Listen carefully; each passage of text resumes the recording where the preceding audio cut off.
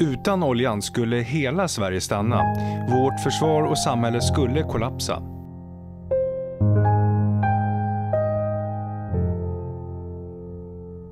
Att garantera stabil tillgång av olja skulle ge Sverige uthållighet i en krissituation eller annat hot.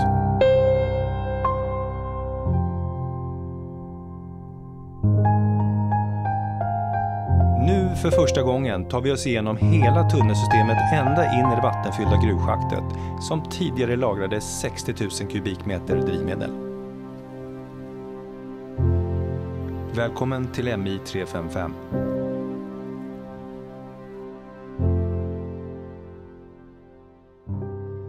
Anledningen till att man byggde den här anläggningen i Ytterby på Resarö var att drivmedelsanläggningen i Taxinge behövde ett större buffertlager av flygfotogenet MC77. Geologen Tor Hagemans idé att förvara olja i bergrum testades för första gången i den nedlagda fältspatsgruvan Härsbacka i Österåker. Denna lösning blev kallad den svenska metoden, som innebar att oljan lagras direkt i oinklädda bergrum på en bädd av vatten. Innan vi går vidare in i berget så tar vi en titt på utsidan här vid kajkanten. Det röda huset här på vänster sida är kontor och brandbod, så att här inne hade man utrustning för brandbekämpning. Och alldeles strax så ser vi inslaget där, och här framme har vi Erik Torslund och Sven-Olof Kviman från föreningen Ytterby gruva som är dagens guider som släpper oss in i berget här. Även tack till Tommy Wahlund från föreningen som har bidragit med en hel del information. Till höger ser vi genomföringshålen efter den borttagna oljeledningen ifrån berget.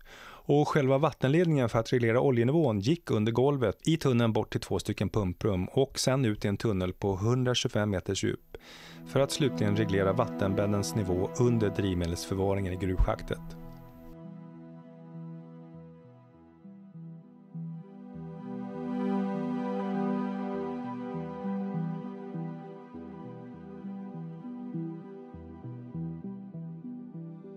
Ett av villkoren för ett kompletterande buffertlager var att transporten skulle ske med fartyg, och att konvertera en befintlig gruva för detta ändamål var både ekonomiskt fördelaktigt och med kort byggtid. Nackdelen var att gruvan ligger på en ö utan järnvägsförbindelse, vilket oftast är ett krav för en drivmedelsanläggning.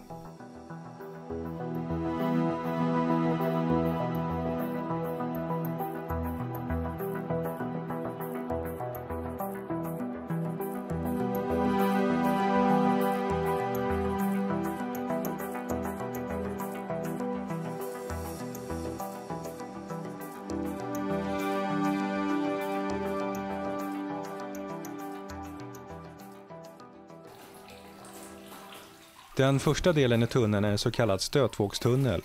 Utförd i en variant där en eventuell tryckvåg från en explosion inte skulle skada anläggningen utan gå vidare, och i det här fallet via stötvågsfiltret av sten och via luftschaktet som finns i slutet av tunneldelen. Och lite längre fram på vänster sida hittar vi ett rum till den nedre pumpstationen för vattnet. Pumparna är idag borttagna och endast fundamenten kvarstår idag.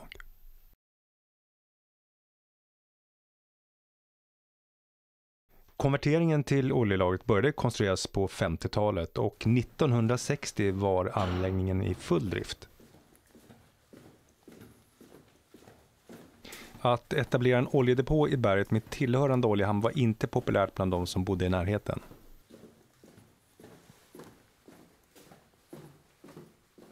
Precis som många andra bergrum byggdes även den här anläggningen av Svenska Vägaktiebolaget. Ytterby gruva är så kallat öppet gruvschakt med ett djup på cirka 170 meter.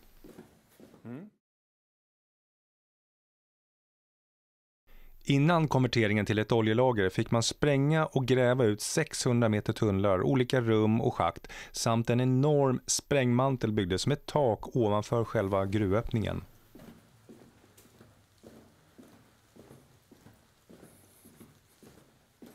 Att endast förvara råolja ansågs inte räcka till i en krissituation. Man räknade med att de flesta raffinaderier skulle ha begränsad verksamhet i ett krig. Därför ville man förvara användbart bränsle i skyddade anläggningar som denna, som sedan skulle skeppas ut till Taxinge för vidare distribution inom Försvarsmakten. Flygbränslet MC77 lagrades från början ända fram till 1978. Då man konstaterade att flygfotogenet blev utsatt för en kemisk reaktion i berget med ett antal motorhaverier som följd. Och från början av 80-talet lagrade Svenska Petroleum AB diesel istället, som inte är lika känsligt. Och marinen fortsatte lagra diesel fram till 1996. Fortifikationsverket är fortsatt ägare till anläggningen och vid sekelskiftet tömdes den sista innehållet av diesel och en miljösanering startades. Ja, den här ovanliga svarta förekomsten på bergrumsväggen är en oxid som även påträffas i andra gruvor som Långban.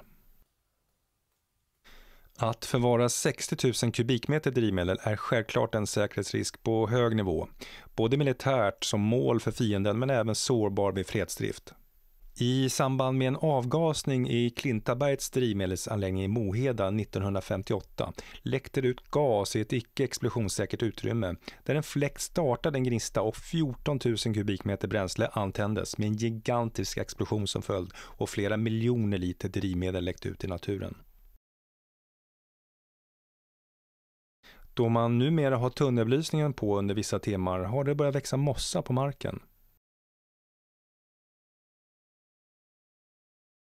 Och nu äntligen har vi kommit fram till en tunneldel som tidigare varit avstängd. Och här i den första delen är pumprummet för oljan. Och det är först här man kan känna lukten av diesel. Inte jättestarkt men helt klart närvarande.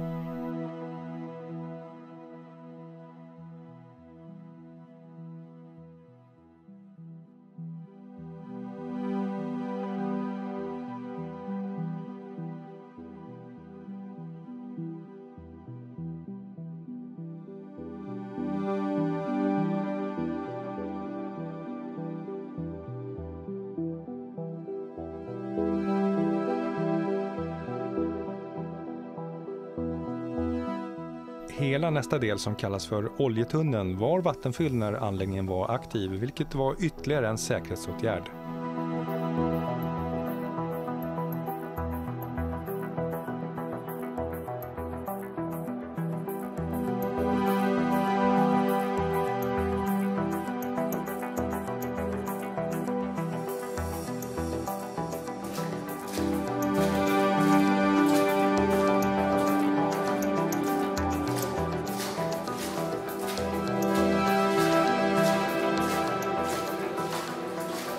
De tidigare bergsanläggningar som byggdes var relativt enkla konstruktioner som projekterades av Väg- och vattenbyggnadsstyrelsen.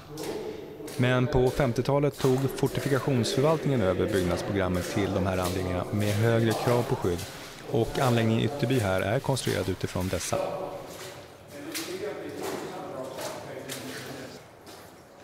Denna anläggning hade 2 stycken civila tillsynsmän och precis som många andra militära installationer rekryterar man de här lokalt för att komma ut snabbt på plats vid en eventuell händelse.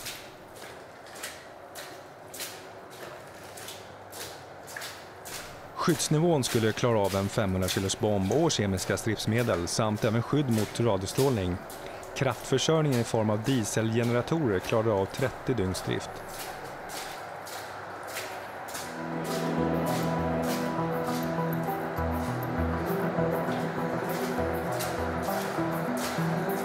Efter den senaste osäkra utvecklingen i Europa har förfrågningar huruvida man kan kunna utnyttja berget som skyddsrum.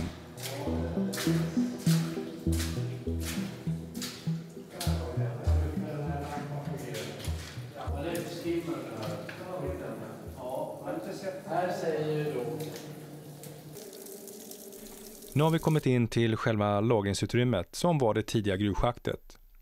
På vattenytan ligger det rester av diesel som man skimrar av regelbundet. Men precis som i oljeberget i Härsbacka gömmer sig oljan i sprickor och kaviteter djupt ner som sen flyter upp regelbundet till ytan. Förhoppningsvis är det mesta av oljeresterna snart omhändertagna. Hur många kvadratmeter finns på ytan här? Ja, alltså jag bedömer den till 300-400 kvadrat. Det är mycket större sen åt sidan. Det ser ut att vara någon träkonstruktion i taket där. Är det för gjutningen? Ja, det ser ut att vara ruttet trä. Det är som en förstärkning att man har täppt. Jag misstänker att det var en läcka där som man har täppt till genom att täta. Ja, jag förstår.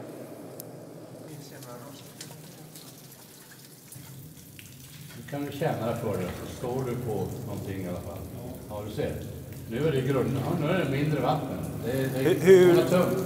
Hur mycket brukar det variera? Ja, det varierar på några decimeter har jag upplevt. Så när jag var nere, då höll jag på att läcka in i mina stövlar där du nu står. Va?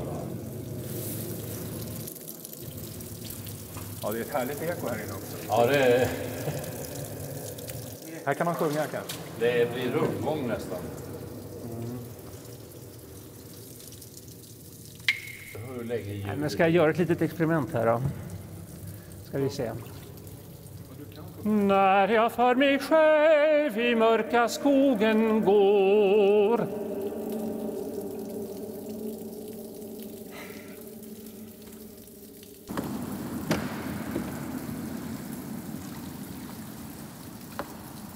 Så det är 100 meter djupt här då? Någonting. Hur mycket? 140? 170. 700. 1 700. Ja, 1 700.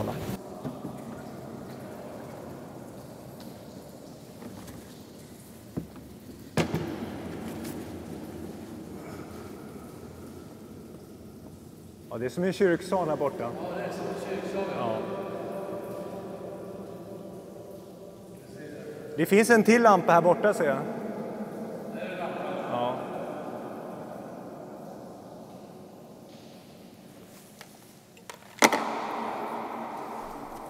Principen för oljelagringen är att olja är lättare än vatten och oljan flyter ovanpå vattenbädden. Och ytnivån kan regleras till önskad nivå, vilket innebär att utrymmet för gas hela tiden är minimal, vilket ger lägre risk för explosioner.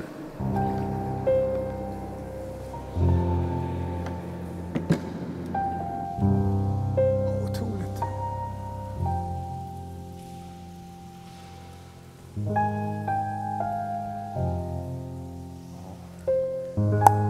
Woho!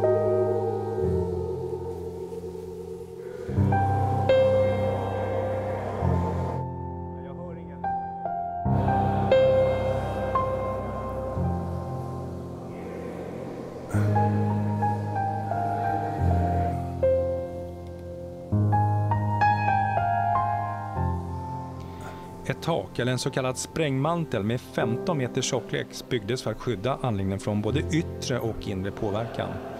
Denna mantel var konstruerad av flera betonglager och stenfyllningar.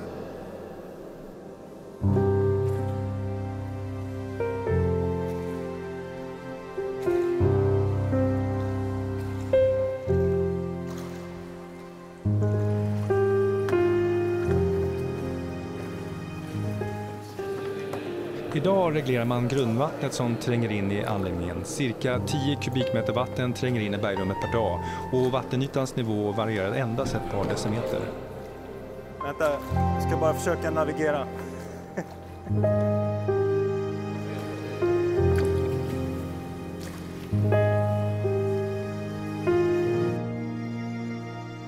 Ja, det tar ju slut där uppe.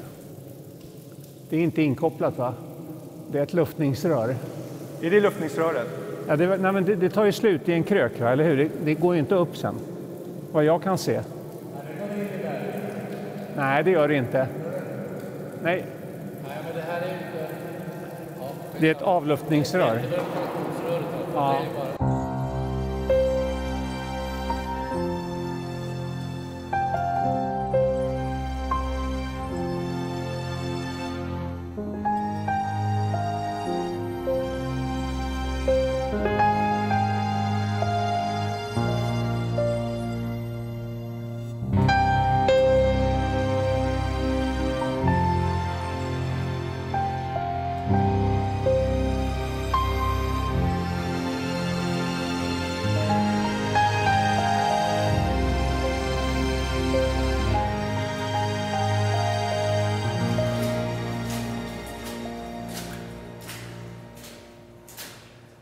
Vattentunneln ligger på ungefär 100 meters djup och är vattenfylld. Den blir svår att ta en titt på idag. Men den är ungefär lika lång som den här tunneln, cirka 130 meter lång.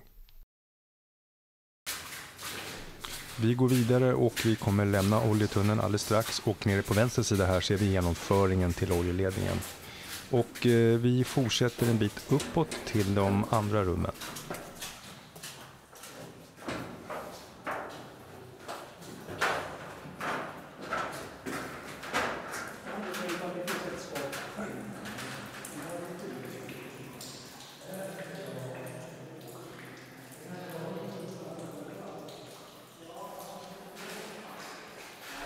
1983 fanns det 200 aktiva bergrum för drivmedelslagring i Sverige. Idag ska oljelagringen motsvara 90 dagar av föregående års förbrukning. Denna lagring utförs idag av privata aktörer och staten via MSB har inget uppdrag idag att hålla ett beredskapslager av drivmedel.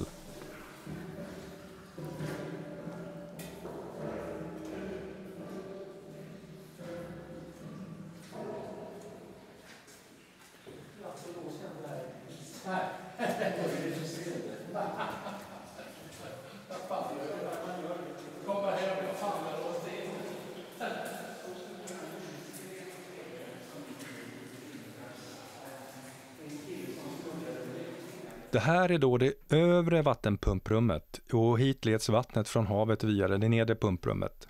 Och ner i det här schaktet som är cirka 10 meter djupt och sen ner ett borrat rör för att nå vattentunneln på 120 meters djup. För slutligen nå gruvschaktet under drivmedlet.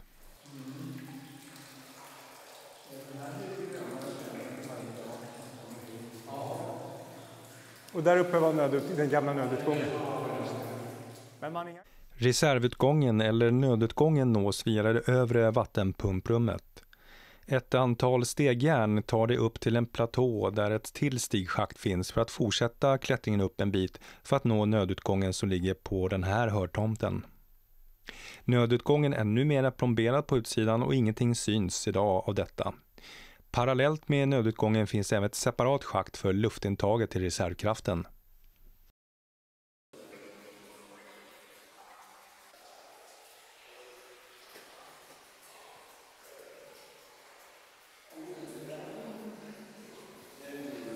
Nu har vi kommit in till reservkraftsrummet och här inne stod reservkraften, dieselgeneratorn samt en transformator. Första, när vi kommer ner i trappen, det ligger olja på ytan. Tyvärr är det väldigt dåligt med dokumentation angående hur anläggningen såg ut när den var i drift. Så vi får nöja oss med de här få detaljerna som finns kvar idag. Den sista porten ut med vatten. Trattarna ovanför transformatorn är en del av brandbekämpningen i form av koldioxidsläckare.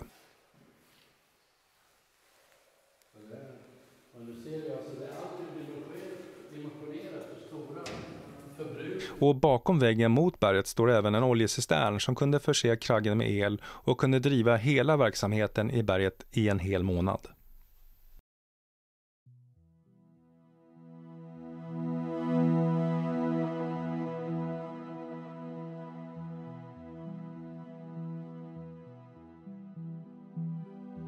Och det lustiga är att här ser man ju att det som faktiskt den här gruvan var till för, nämligen att tillverka porslin och isolatorer, har alltså kommit tillbaks hit. Så det är en ganska fin cirkelslut, absolut.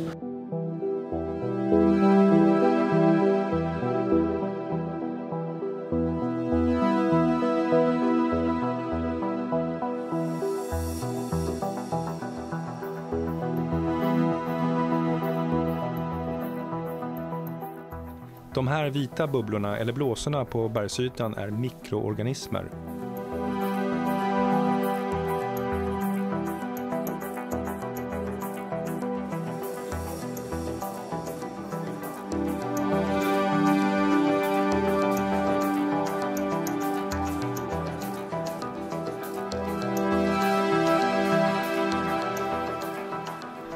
Studier från 2012 visar att en möjlig överrepresentation av sjukdomen MS inom Ytterby kan vara en indikation på samband mellan Ytterby gruva och sjukdomen MS, vilket kan vara kopplat till de sällsynta jordartsmetallerna och eller lagringen av olika drivmedel i gruvan. Men inget är bevisat och ytterligare forskning krävs för att konstatera fakta.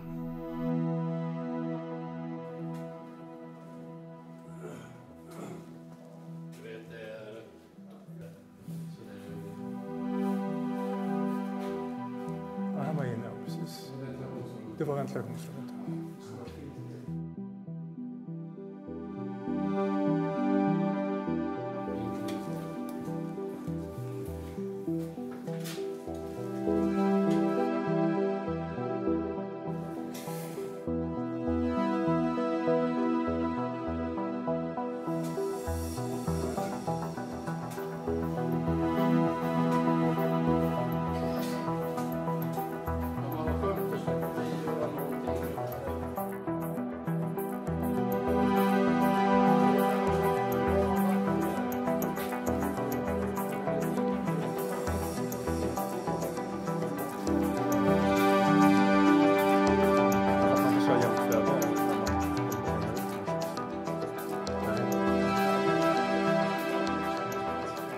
det här var för...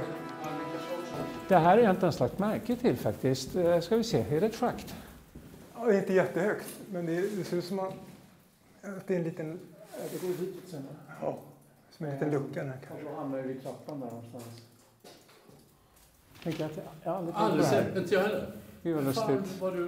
Du är filmad alltså. Jag har öga för... För det som finns som jag har sett är alltså det som är längst bort i den här första tunneln. Ja, där finns ett schakt rakt upp. Det gör det. Man Det ser är ju... nej, det är en gång där, ja, men det är ute. Man kan ju fan... Det är en gång rakt krypa söderut. där, ja. Måste det vara.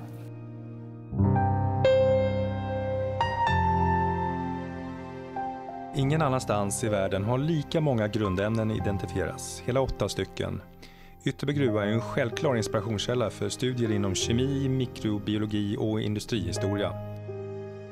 Föreningen Ytterby gruva både förmedlar och bevarar kunskapen om gruvans tidiga historia och gruvans senare roll som oljelager under kalla kriget.